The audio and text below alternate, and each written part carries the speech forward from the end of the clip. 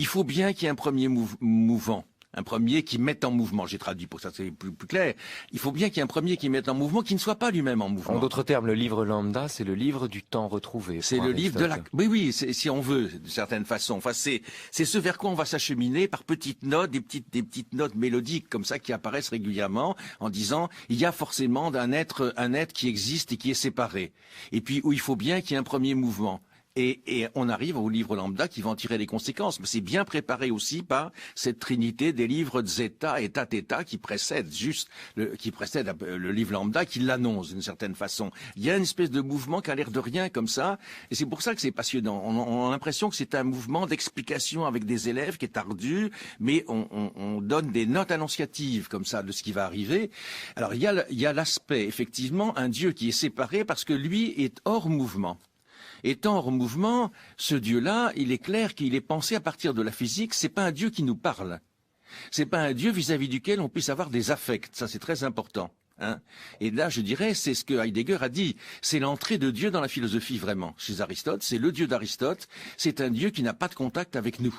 C'est un Dieu, le premier qui met en mouvement, c'est pas quelqu'un. Par contre, il y a une deuxième polarité, un deuxième accès au divin, c'est de le penser comme quelqu'un, faut-il dire quelqu'un, c'est très difficile d'ailleurs, comme une puissance première, hein, c'est comme ça que j'ai traduit en général arché, une puissance initiale qui pense, et qui nous conduit vers elle, qui conduit vers elle notre désir. On aspire à se rapprocher d'elle. Et là, il y a quelque chose comme un mouvement qui est vivant. Des hommes vers Dieu, c'est-à-dire c'est notre pensée et notre désir qui nous orientent vers celui qui est la première pensée et le véritable objet du désir. Plus exactement, vous avez parlé d'un mouvement vivant, Bernard Sicher, on pourrait peut-être parler du point de vue des Grecs et d'Aristote, comme de Platon d'ailleurs, comme de Plotin, encore une fois, du mouvement qui est celui de la vie elle-même. La vie entendue au sens non mortifère de l'existence, mais exactement la vie d'un être qui, au lieu de se contempler lui-même ou au lieu de déchoir dans le sensible, se tourne vers le principe dont il procède. Ah, vous avez tout à fait raison. Et c'est à ce moment-là qu'il va définir Dieu, le Dieu, c'est au singulier, au théos. Alors, au théos, il n'a pas d'autre nom que au théos. Ça, peut-être aussi, c'est vraiment, Heidegger doit avoir raison, c'est le commencement de la conception philosophique de Dieu, sur laquelle, au fond, la théologie chrétienne va ensuite se construire. Ça sera un Dieu personnel, évidemment, chez les chrétiens, mais dans la mesure où ils vont récupérer une partie de la pensée grecque, ce Dieu, il va être défini en termes philosophiques aussi. Hein. Eh bien, ce Dieu est une existence, Zoé. Mais existence, c'est pas au sens existentialiste, hein, ça n'a rien à voir avec l'existentialisme. Zoé, c'est tout ce qui est en vie.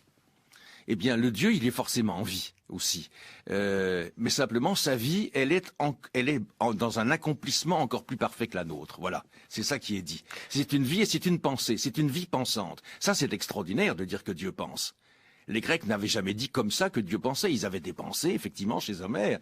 Mais dire que Dieu, il pense et qu'il est même la pensée de la pensée, une pensée qui se pense elle-même, ça c'est un truc qui va complètement fasciner les théologiens chrétiens. Et que nous-mêmes, en pensant, participons du divin, Bernard Sicher. Oui, absolument.